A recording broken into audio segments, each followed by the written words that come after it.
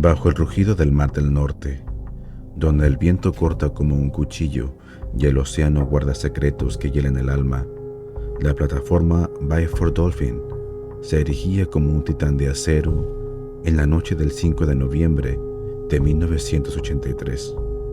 Pero lo que ocurrió en sus entrañas no fue solo un accidente, fue un descenso al horror puro, un grito que aún resuena en las profundidades. En Lycan Horror te arrastraremos al borde del abismo para desentrañar esta pesadilla de presión y muerte. La noche del 5 de noviembre de 1983, el mar del norte rugía con un frío que cortaba como cuchillos de hielo. La plataforma petrolífera Byford Dolphin, un coloso de acero anclado en las aguas negras del sector noruego, se alzaba como un faro solitario en un océano que no perdonaba errores. En su interior, en un mundo de tubos, válvulas y presión asfixiante, 5 hombres trabajaban en la penumbra de las cámaras de compresión. Un lugar donde el aire mismo era un enemigo invisible. Lo que ocurrió aquella noche no fue solo un accidente, fue un descenso a un horror que aún susurra en los pasillos de las plataformas marinas. Un relato que eriza la piel y que hace que el corazón se detenga, como si el propio océano contuviera el aliento. Edwin Coward, Roy Lucas, Björn Bergensen y Truls Hellevik no eran hombres comunes. Eran buzos de saturación, criaturas adaptadas a un mundo inhumano. Vivían semanas enteras en cámaras selladas, respirando una mezcla de helio y oxígeno que hacía que sus voces sonaran como caricaturas agudas. Sus cuerpos, saturados de gases a 9 atmósferas de presión, estaban en un equilibrio frágil con el abismo submarino. Cada inmersión era un pacto con la muerte, descender a las profundidades para reparar tuberías, soldar estructuras y luego regresar al útero de acero de la cámara hiperbárica. Allí, en su ataúd presurizado, esperaban, comían, dormían, mientras el mundo exterior seguía su curso, ajeno a su existencia. William Cramond y Martin Sanders, los asistentes de buceo, eran sus guardianes en la superficie. Ellos manejaban la campana de buceo, un capullo metálico que llevaba a los buzos desde las cámaras hasta el fondo del mar y de vuelta. Esa noche, la rutina era la misma: conectar la campana al sistema de cámaras, transferir a los buzos, luego desconectarla. Pero algo estaba mal. El aire en la plataforma parecía más denso, como si el propio acero de Byford Dolphin supiera que algo terrible estaba a punto de suceder. La campana, recién encendida de las profundidades, estaba acoplada al túnel que conectaba con las cámaras de descompresión. Dentro, los buzos descansaban, sus cuerpos agotados tras horas de trabajo en el frío abismo. Truls Hellevik, un noruego de mirada tranquila, estaba cerca de la puerta interna del túnel, ajustándola para sellarla. Era un procedimiento delicado. La puerta debía cerrarse completamente antes de que el túnel se despresurizara.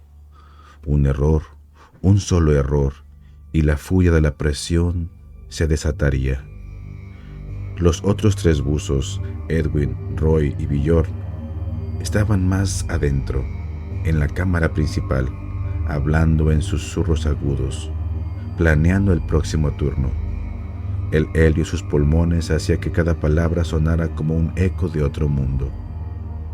En la sala de control, William Cramond estaba al fondo. Era un hombre experimentado, pero esa noche algo lo inquietaba. El sistema de comunicación, un megáfono rudimentario, crepitaba con interferencias. Las órdenes se perdían en el rugido de la máquina y el viento que azotaba la plataforma. Martin Sanders A su lado, revisaba los indicadores, pero la fatiga pesaba sobre ambos. Había trabajado turnos interminables y el cansancio era un veneno lento que nublaba el juicio. Nadie notó que la puerta interna, esa barrera crucial entre la vida y la muerte, no estaba completamente cerrada. Una rendija, una media luna de 60 centímetros, era todo lo que separaba los buzos de la eternidad. Entonces, sin previo aviso, Cramoun giró la abrazadera que sellaba la campana al túnel. Nadie sabe por qué lo hizo. ¿Un lapsus? ¿Una orden malentendida? ¿O algo más? Algo que nunca se admitiría en los informes oficiales. El sonido fue ensordecedor. Un rugido que no era de este mundo, como si el mismo océano hubiera abierto la boca para gritar. La presión de 9 atmósferas en la cámara chocó contra la presión atmosférica de la superficie en una fracción de segundo. El resultado fue una explosión de pura física, un cataclismo que desgarró la carne y el acero con igual indiferencia. Truls Hellevik, el más cercano a la puerta, no tuvo tiempo de gritar. La fuerza de la descompresión lo succionó hacia la abertura de 60 centímetros. Un agujero imposiblemente pequeño para un hombre adulto. Su cuerpo, comprimido por la presión, se fragmentó en un instante. Huesos, músculos y órganos fueron expelidos con una violencia que desafía la imaginación, esparcidos por la plataforma como una ofrenda macabra al mar. Parte de él fueron encontradas a 10 metros de altura, atrapadas en las vigas de Byford Dolphin, como si el aire mismo hubiera querido reclamarlo. Dentro de la cámara, Edwin, Roy y Bjorn no tuvieron mejor suerte. La descompresión explosiva hizo que los gases disueltos en sus cuerpos, nitrógeno, helio, se expandieran en milésimas de segundo. Sus venas se convirtieron en ríos de espuma, sus órganos estallaron bajo la presión interna, la sangre, que momentos antes fluía como vida, ahora hervía en sus cuerpos, formando burbujas que destrozaron tejidos y pulmones. Sus rostros, congelados en una mueca de shock, era lo único que quedaba reconocible cuando los equipos de emergencia irrumpieron en la escena. Pero no había nada que salvar, solo el eco de sus voces agudas atrapadas en el aire viciado de la cámara.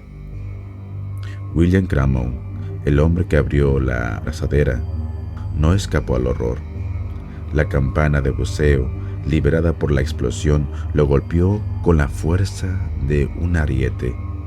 Su cuerpo fue arrojado contra la pared de acero, destrozado al instante.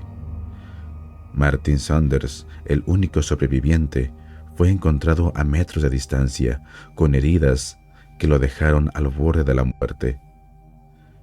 Su mente, sin embargo, nunca se recuperó del todo. Los que lo conocieron después decían que sus ojos parecían mirar siempre hacia un abismo que solo él podía ver. Cuando los equipos de rescate llegaron, la escena era un cuadro de pesadilla. El suelo de la plataforma estaba cubierto de sangre y restos humanos, como si la Byford Dolphin hubiera sido escenario de un sacrificio ritual. Los instrumentos, retorcidos por la fuerza de la explosión, parecían girar en silencio, y el olor, un hedor metálico mezclado con algo más, algo que no podía explicarse, como si la muerte misma hubiera dejado su marca en el aire. Los informes oficiales culparon a Cramoun, pero los que trabajaban en la plataforma sabían la verdad. El equipo estaba defectuoso. La puerta del túnel, con su válvula de mariposa mal diseñada, nunca cerró como debía. No había sistemas de seguridad que impidieran abrir la abrazadera bajo presión, y la fatiga, esa sombra que acechaba a todos en la Byford Dolphin, había hecho el resto. Pero las noches frías del Mar del Norte, los trabajadores contaban otra historia. Decían que el océano había reclamado a esos hombres, que algo en las profundidades no toleraba que los humanos se adentraran tanto en su reino. Hablaban de luces extrañas en el agua, de ruidos que no eran maquinaria, de una presencia que observaba desde el abismo. 26 años después, las familias de los buzos recibieron compensación, pero el dinero no borró las pesadillas. La Byford Dolphin siguió operando, pero nunca fue la misma. Los nuevos buzos, entrenados con protocolos más estrictos, evitaban hablar del accidente.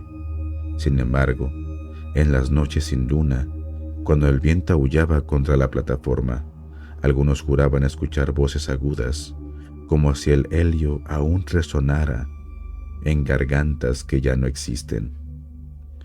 Otros decían que, al mirar por las ventanas de la sala de control, veían figuras borrosas en el horizonte, figuras que se movían como hombres. El accidente de la Byford Dolphin no fue solo una tragedia, fue un recordatorio de que el mar guarda secretos que no estamos destinados a conocer. Cada válvula, cada cámara, cada inmersión es un desafío a fuerzas que no entendemos del todo. Y en algún lugar, en las profundidades del Mar del Norte, el eco de aquella noche sigue resonando, esperando a que alguien cometa el próximo error.